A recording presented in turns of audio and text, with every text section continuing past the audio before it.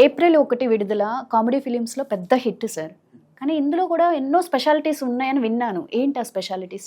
చాలా స్పెషాలిటీస్ ఉన్నాయండి. ఓకే. ఒకటి ఏంటంటే మన చుట్టూ తిరిగే పాత్రలాగానే ఉంటాయి.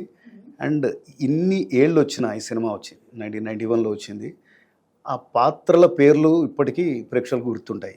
రాజేంద్ర ప్రసాద్ దివాకరం, శోభన భువనేశ్వరి, దెన్ మల్లికార్జునరావు చిన్నారావు, దెన్ జయలలిత వచ్చి భాగ్యం, దెన్ కృష్ణ భగవాన్ విలన్ రోల్ ప్లే చేశాడు ఇందులో, గోపీచంద్ అని. ఇవన్నీ ఇప్పటికీ మనకు గుర్తుంటాయి. తర్వాత ఈ సినిమా ఇంకొక స్పెషాలిటీ ఏంటంటే మొత్తం సినిమా అంతా రాజమండ్రి రైల్వే కాలనీలో షూట్ చేశారు. జస్ట్ 2 వీక్స్లో ఈ పిక్చర్ని కంప్లీట్ చేశారనమాట. ఓకే. సో అండ్ ఇంకొక స్పెషాలిటీ ఏంటంటే ఈ సినిమా ఎన్నిసార్లు టీవీలో వచ్చినా జనాలు అన్నిసార్లు చూస్తారు. చాలామంది ప్రేక్షకులు ఇది మల్టిపుల్ టైమ్స్ చూశారు. వంశీ గారికి ఇది 12వ సినిమా అనుకుంటా. దీనికి ముందు 2-3 సినిమాలు పోయాయి. ఈ సినిమాతోటి మళ్ళీ ఆయన కెరియర్కి బూస్ట్ వచ్చిందనమాట. ఓకే. స్టోరీ ఏంటి సార్?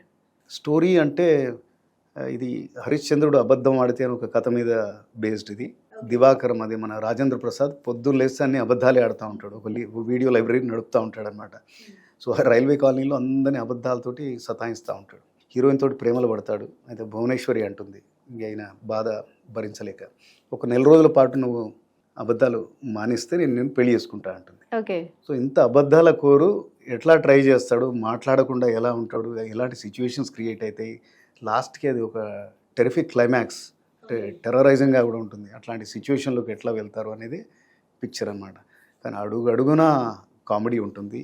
ఈ సినిమాతోటి రాజేంద్ర ప్రసాద్ కామెడీ కింగ్గా ఎస్టాబ్లిష్ అయ్యాడు. ఎన్నో సీన్స్ ఉంటాయి, అక్కడక్కడ మనం క్లిప్స్ చూడొచ్చు, అమేజింగ్ సీన్స్.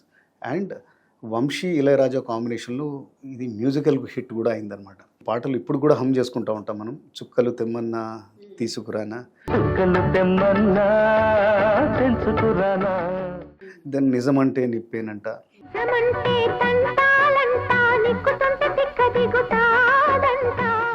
దెన్ మాట అంటే మాటేనంట, మాటంటే మాటేనంట, కంటబడ్డ నిజమంతా అంట.